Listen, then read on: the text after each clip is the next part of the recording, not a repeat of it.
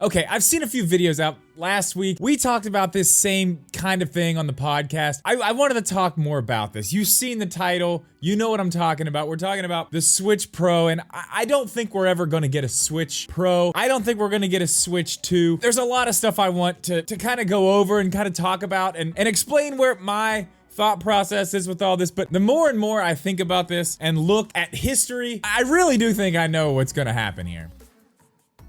Okay, before we get started, elephant in the room, yes. I'm back down in the studio. It's not done yet. This is just the first part. This room is coming together. We got a lot more stuff going on here. Over there, the room tour will be coming when it's all done. It's not done yet. It's coming along, waiting on a few more things. But what I want to talk about right now is the fact that I honestly think, I really think we are not going to get a Switch 2, a Switch Pro ever. I don't think we're ever going to get either of those things. And it's not that we're not going to get a Switch. We're not going to get something different because obviously we can look at what the Switch is right now. It's underpowered. We know that. But I think the biggest problem with this Switch Pro talk and this Switch 2, all the different things we keep hearing is really just wording. And everyone who takes these words and takes them maybe a little too literal. Because if you look back, obviously PlayStation, we had the PlayStation 4, and then we got the PlayStation 4 Pro. And that's where all this comes from. It's just because PlayStation called their revision a Pro, everybody just calls the Switch, even though it's probably not gonna be called that.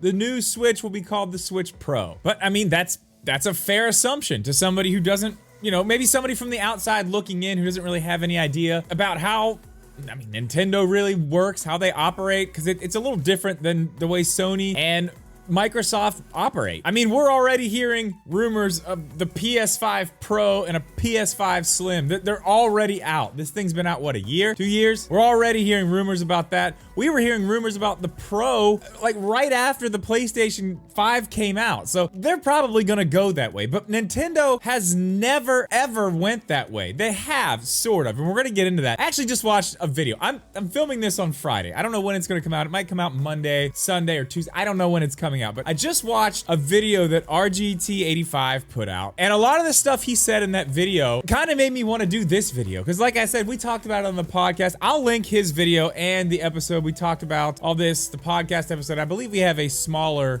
clip video of it over on the other channel. I'll link that below as well, and at the end. But he brought something up that I thought was interesting, but I think he missed a big point, and it's not that he doesn't know this. I'm really not sure why he didn't talk about this. But he talked about how Nintendo, from the GameCube to the Switch, how they kind of changed everything. You know, when you had the GameCube, you had a pretty powerful system with mini discs, and then they had the Wii, which was all motion-based, regular discs, underpowered. Then we had the Wii U, which was kind of just like a Switch that was a little more powerful, had a weird controller, terrible branding, it did awful. And then we had the Switch. All of those things are pretty different except for the two, the Wii and the Wii U. They were kind of the same thing. One was a little more powerful. That didn't do well. It was bad marketing. It should have just been called the Wii 2. It might have done better. People probably would have understood it a little more. People were just confused. That doesn't matter. I think that's an interesting part of it to talk about, and I think that's very true. I think the fact that you've watched them do this once and they saw, oh yeah, let's just do a successor, something new. It doesn't work for Nintendo like that. When they move on to something different, it's gonna be something very, very different. Whatever the next thing is may not even be a hybrid system. It may be something completely different. But this is what he did not bring up in that video, which I talked a little bit about on the podcast, and then I want to go into a little more detail about. You need to really look at the fact that Nintendo does not have a handheld division anymore. They made the Switch. It's a handheld, it's a console, it does both. They combined everything. They don't have games being made for a 3DS or a 3DS successor, because there wasn't a 3DS successor.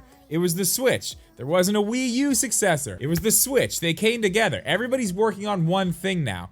But I honestly think that if you look back at not the console side of it, which that's what this is now, I guess, but if you look at the handheld side and what they've done since the beginning of their handhelds, it's been nothing but revisions. And you know, I want to make it clear, I'm not saying that we're not gonna get a revision. When I said we're not getting a Pro, it's never gonna be called a Pro. Pro is, you know, you're Pro, you're the best. They're not gonna say, oh, this is the Pro, this is the last one. It's different when PlayStation does something like that. They're like, yeah, we're gonna do this. This is the Pro. You know, this will be the better version of this until we get our next one out. That's exactly what they meant to do. That's not what Nintendo is going to do here. Now, I could be totally wrong, but if you look at the history of the handhelds, you've got the Game Boy. You had the Game Boy Pocket, the Game Boy Light, the Game Boy Micros. You had so many different Game Boys. Then you had the Game Boy Advance, the Game Boy Advance SP. You have revisions. They change it. They're doing the same thing with the Switch. They're gonna go a little bit different road, I think, with the Switch, but this is the one that I think is actually crazy. Once you got past the SP and you go in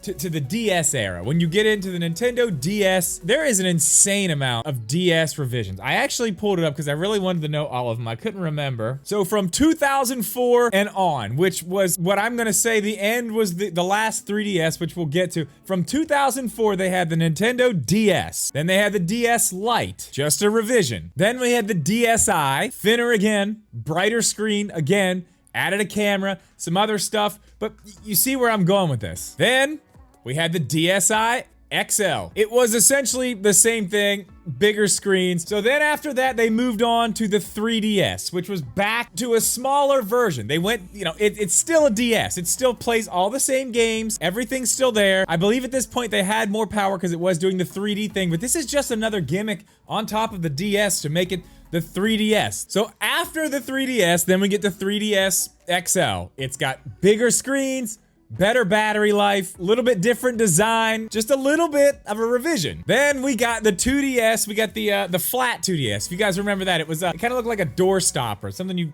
put under a door, not let it close. Anyway, same thing, 2 screens. That's the thing. There's gonna be people out here that want to argue that the DS and the 3DS are 2 separate things, but I'm sorry. Either way, it's the same family. It's the DS family. 3DS, 2DS, DS, they're all there. Okay, after that, that's where we got the new 3DS. That's where I was thinking about the face tracking stuff. That's where they got better with the face tracking stuff. They added the nub. It was more powerful. They added the virtual console for Super Nintendo. That was the one where you could put face plates on it too. So then it started being a little bit more customizable on the back. But we're still talking about the same thing, and we're only up to 2014. Then that same year, we got the new 3DS XL, which was the bigger version, basically the same as the new 3DS, just bigger. After that, we saw the Switch be released. Then we got, you know, the Switch OLED, Switch Lite, whatever. But we did also see, in 2017, they did put out the 2DS XL, which is actually what I have. I think that's honestly, that's the best one. Let me get mine. The 2DS XL that I have is this one, and it's nice. I really like this one a lot. I feel like this was the best one. I wasn't really into the 3D. I don't know about you guys. For me, the 3D wasn't really a thing, but my point is, from 2004 to 2017, we saw them take that same general concept and just refine it, just change it, just incremental updates the entire way. That's what we're gonna get with the Switch. I don't think we're ever gonna see a 2. We're gonna see a revision, but we will not see a Pro. I think these are gonna be small, incremental updates, just like that. Maybe the next one is just the new Nintendo Switch, and it's a little more powerful, and it's got this screen, maybe this, you know, general body shape. I don't think they're gonna stray too far from the Joy-Cons until they really do maybe like an XL Switch or something like that. But I think this is more like what we see at this point with cell phones. They put numbers on cell phones, but they put those out every year. That's different. RGT said that in his video too, which is true. They put those out every year. Obviously, you don't need a new Switch every year. We've been getting different Switch. I mean, we've got, what are we at now? 4? If you count the silent revision of the original, where they put the new one out with better battery life with the updated chip. I don't really count that because they didn't talk about it. They silently did that, so I don't really count that as a new Switch. It's kind of just a silent revision, so that really doesn't count. So we've already got 3, and it's been what, 2017? 5 years, and we have 3. I mean, they say the Switch is halfway through its life cycle, but is it? I mean, is it really halfway through? Because I feel like we could be seeing the Switch stick around. Not this Switch. It's gonna be different. I mean, if you look, let's just take a look at the original DS, and I know the 3DS XL is the biggest, best one, but I mean, this was the last one, the 2DS XL. You know, those two things are completely different, yet they do the same exact thing. They're the same exact style of thing. I really think they're gonna follow what they've done with handhelds. They kind of did it with the consoles. We got a Wii Mini. I don't see them doing things like that, really. We have this rumor about the Switch Lite 5G. I mean, that would make sense if you're looking at something like this, these incremental updates. I'm sure at that point, if it does have something different, which they did say it has a different screen, whatever these rumors said, we don't know if they're true, they're just rumors, but maybe they do put out a 5G version and they put out a version that doesn't have it, that's just Wi-Fi, like the one we have, but basically the upgraded version of it. I wouldn't be surprised. I wouldn't be surprised if we see an OLED like that, new Switch XL OLED with whatever. I mean, I think we're gonna be seeing a ton of these things, but let me know. I'm rambling. I'm gonna stop. Let me know what you guys think about this in the comments. It's gonna be awesome down here. We've got a lot of cool stuff. I'm gonna be able to show you later. Stick around for that. Like I said, let me know in the comments what you think about all this. As always, thank you so much for watching this video. Please leave a like. Make sure you are subscribed. See you in the next one.